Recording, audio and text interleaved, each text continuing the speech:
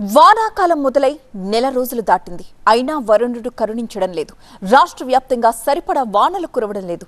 ఈ పాటికే సాగు పనులతో కళకళలాడిపోవాల్సిన పంట పొలాలు బోసిపోయి కనిపిస్తున్నాయి. ఉమ్మడి మెదక్ జిల్లాలో అన్నదాతల పరిస్థితి అగమ్యగోచరంగా మారింది. ఆశించిన స్థాయిలో వాన లేకపోవడంతో ఉమ్మడి జిల్లా వ్యాప్తంగా కరువు తాండవం చేస్తోంది.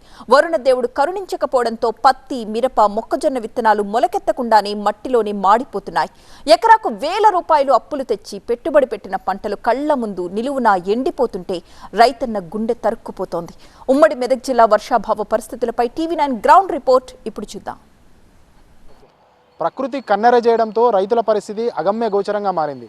జనరల్గా జూన్ మొదటి వారంలోనే వర్షాలు పడాల్సి ఉండగా ఇప్పుడు జూలై మాసం ఎంట్రీ అయినా కూడా వర్షాలు లేకపోవడంతో రైతులు తీవ్ర స్థాయిలో ఇబ్బందులు పడుతున్నారు.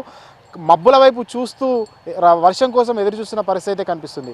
వేల రూపాయల అప్పులు తెచ్చి విత్తనాలు నాటి ఎప్పుడు వర్షం వస్తుందా అంటూ రైతులు ఎదురు చూస్తున్న పరిస్థితి అయితే కనిపిస్తుంది. అసలు వర్షాలు లేకపోవడం వల్ల రైతులు ఎదుర్కొంటున్న ఇబ్బందులు ఏంటి, ఎట్లాంటి అవస్థలు పడుతున్నారు, ఈరోజు గ్రౌండ్ రిపోర్ట్లో తెలుసుకునే ప్రయత్నం చేద్దాం.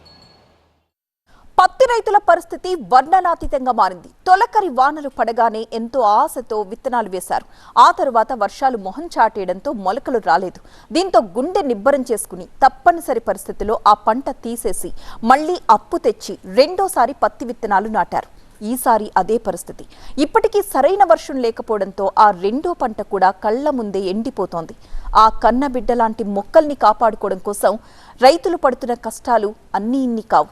ఎక్కడో దూరం నుంచి బిందెలతో నీళ్లు మోసుకొచ్చి ఒక్కొక్క మొక్కకు పోసుకుంటూ బతికించుకునే ప్రయత్నం చేస్తున్నాడు రైతు. జూన్ ఫస్ట్ వీక్లో ఈ యొక్క పత్తి విత్తనాలు వేయడం జరిగింది. కానీ అవి కొన్ని మొలకలు లేచినాయి, కొన్ని లేవలేవు. దాన్ని మళ్ళీ రెండోసారి కూడా ఆ యొక్క విత్తనాలు మళ్ళీ వేయడం జరిగింది. అవి కూడా చాలా వర్షాలు లేక చాలా చిన్న మొక్కలుగా ఉన్నాయి. అది అసలు పంట అవుతుందో లేవో అనే బాధతోని రైతులు అంటున్నారు. కాబట్టి దానికి చాలా పెట్టుబడి మాత్రం డబుల్ అవుతున్నది. ఒక ట్రాక్టర్తో మనుషులతోని ఈ యొక్క మొక్కలకు కాపాడుకునేందుకు నీళ్లు పోయడం జరుగుతుంది. దాంతో చాలా ఇబ్బందులు పడుతుంది. కాబట్టి ఈ యొక్క ప్రభుత్వం గుర్తించాలి.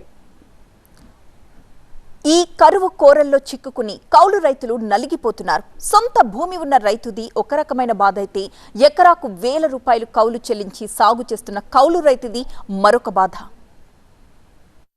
2 సార్లు పోయింది, మళ్ళీ ఇప్పుడు నల్ల చేను అయింది. ఏం చేయాలి అర్థమైతే లేదు. అది సమయానికి కౌలు కట్టాలి, దండు కట్టాలి. ఇప్పుడు రైతుకేమో కష్టం చేసినోనికేమో దండుగా పడుతున్నది.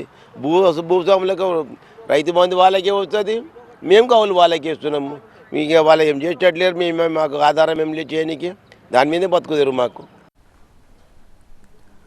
ఇటు వరి సాగు చేసే రైతుల బాధలు కూడా వర్ణనాతీతంగా ఉన్నాయి. ఎంతో ఆశతో పోసిన వరి నారుమళ్లు నీళ్లు లేక ముదిరిపోతున్నాయి.